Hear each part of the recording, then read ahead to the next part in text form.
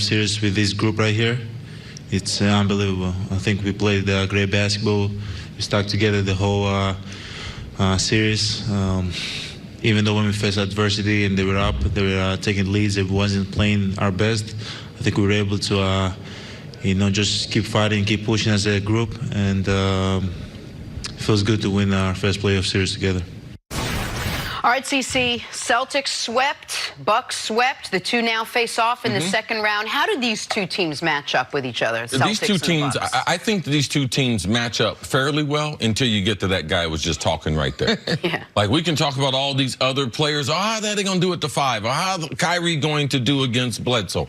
All that, I believe, negates itself.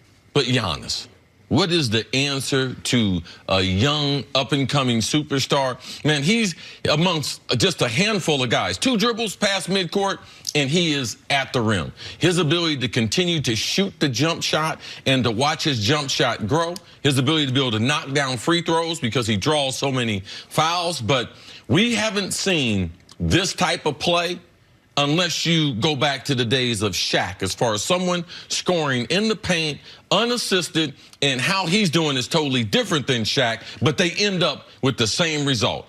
At the rim, close to the rim, or dunking the basketball. He's a special basketball player. It's going to be fun to watch him as he gets into the second round for the first time, because last night's game, you could see he just took over. He took over when the Bucks took over. This was a game they're trailing midway through the third, and then they do what great teams do. And much respect to Detroit and what they were doing. And Blake Griffin playing out there with that mechanical knee brace on and everything. Detroit played well enough. Like, they weren't going to just surrender. They weren't going to roll over. Usually if you're going to be overmatched in a series, but you're going to steal one, it's game 3. It's the game where it's like, oh, we're just back at home. Yeah, typically, when you fall down 3-0, you wave the white flag, especially in a 1 versus 8. Detroit was up late in the third quarter, and then Milwaukee did what great teams do. They went on a 45-10 run. A 45-10 run.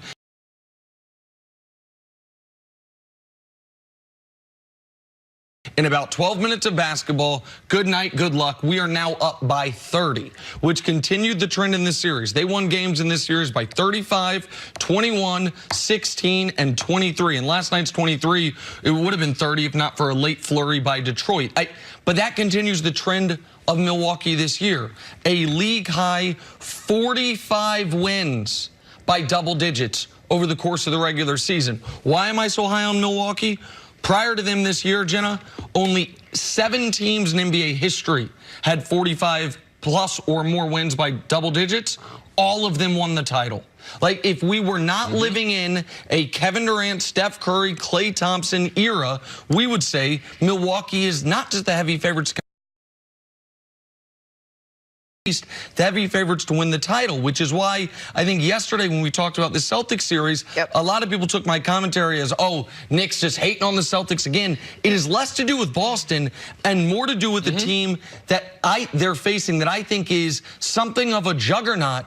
We just don't know it because this is the first year, to your point, they've even won a single playoff series, much less advanced very deep into the playoffs. Okay, so if we all agree that you can't stop Giannis, what kind of defense can Brad Stevens put together to at least slow him down and keep them in these games? Well, the problem is they shoot the three-pointer so well. There is no team that is synced up offensively and defensively. Shoot the 3 well, defend the 3 well. If Giannis draws a double team, they have 4 shooters on the court almost at all points. And Brook Lopez, I totally disagree with Mannix, who sat here yesterday, and Nick and I have been watching Brook Lopez. Man, his game is special. I mean, we were kind of puzzled. Why didn't the Lakers for only $3 million?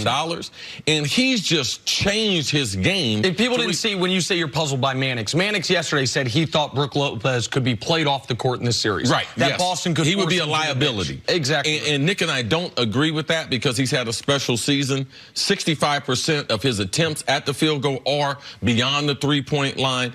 His career was totally different before that. So now he is a great shooter at the 3-point line, and you can bring him off. So now Giannis has plenty of space. Bledsoe is playing the most consistent basketball of his career. And I got to tell you, surprisingly, George Hill, who disappeared with the Cavs, has played in spot duty, has played some good basketball for the Bucks. Who guards Giannis? If you look at the team, who do you have on Giannis? I mean, listen, they'll start with, it'll be the same thing Boston tried to do last year with LeBron, which is we'll throw a bunch of bodies at him and they will all fail.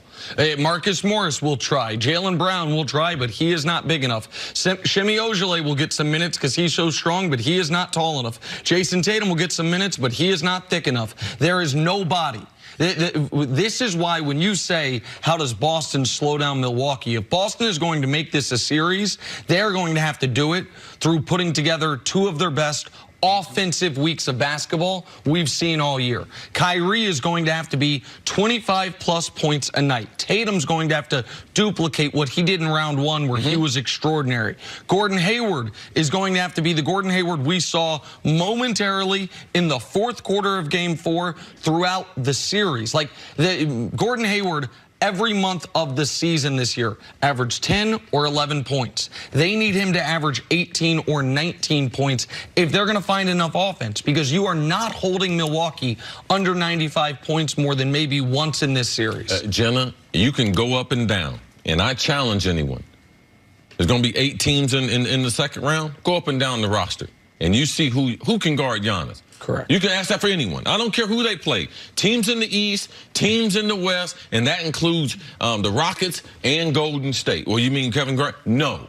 This is a mismatch waiting to happen every series. This series, the finals in the East, if they make it to the NBA finals, and no matter who they are going against, there is no one in the NBA that can match up against Giannis at this point in his career. If you're going to slow Giannis down, what you need more than a great perimeter defender, what you would need is a great rim protector, because Giannis does so much of his work at the rim.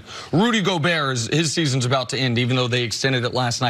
A guy such as him, Joel Embiid, maybe if they were playing the conference finals, could at least at the rim give Giannis a little bit of trouble. But the Celtics don't have that guy. Right. The Celtics, it's Al Horford or it's Aaron Baines. Like, you can't, no matter how great of a perimeter defender you are, if you are going up against the league MVP or one of the MVP candidates, the offensive player almost always wins that matchup in the long run. You got to throw a bunch of bodies at him, which will mean the Bucks are going to have in this series an abundance of open three-pointers, of guys collapsing on Giannis, and if they miss their threes like Indiana did, then Boston have a real shot. I don't think they will, which is why I think Milwaukee's the heavy favorite. And Nick, you also believe from a coaching standpoint that Coach Bud is really underrated in the things that he's done to be able to bring out not only Giannis's talent, but the rest of that roster. You believe people that's the biggest difference between Milwaukee this year and last year. It's not the evolution of Giannis, it's coaching.